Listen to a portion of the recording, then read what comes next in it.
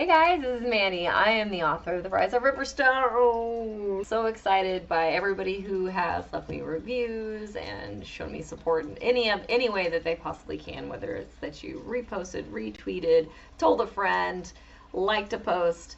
It all really helps, especially for an independent author. It's chapter 2 today. We're talking about courting. And for a gal in like the 16th century, it really sucked. Noble daughters had to get married, and a lot of times those marriages were arranged without even their consent. Why? Because you got to pass on that family name. You got to build the fortunes. I mean, you had to do what's right for your family, and that meant, as a girl, getting married. Preferably somebody who is a higher ranking than you. He had to have money. You can't just marry anybody. Usually, starting in their teens is when a girl was presented with suitors, if she was lucky. Otherwise, it was surprise, you were getting married to this guy that was probably 3 times older than you, by the way. And also the caveat, you had to be a virgin.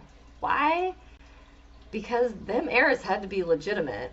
And if they weren't, if there's any question, that heir might not inherit all of that vast fortune. It is no different in the world of Pred. Poor Laria does have to be used as a pawn, even though her father is a very high-ranking knight. He is basically the right hand of the king. She has to get married because that is her sole purpose in life as a girl. They didn't date. Men courted. They visited. They brought gifts. They endeared themselves to mothers. Basically, they could only see each other in public under supervision. Money talked, but attraction was also involved as well. Ladies, how are you going to get that handsome guy with all the cha-ching? Well, you had to look good.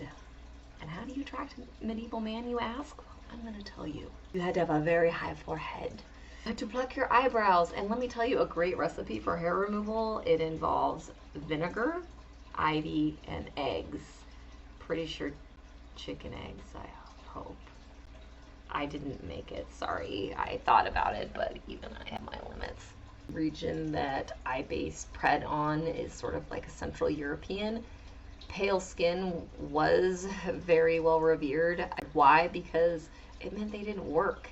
It meant they stayed inside all day doing their embroidery. They didn't toil. Makeup was a big thing.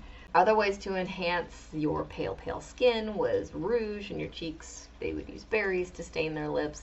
Also, for that perfect doe-eyed look, use some belladonna in your eyes to dilate them. It wasn't just the ladies, the men had to endear themselves at least a little bit. I mean, obviously, if you had money, it didn't matter. But men, you had to trim that beard up. You had to dress nice. Clean your teeth with a concoction of sage leaves mixed in salt, usually. Probably tasted pretty good. I'm just glad they clean their teeth at all. Courtship does play a huge role. It's one of Laria's veins of her existence in the book.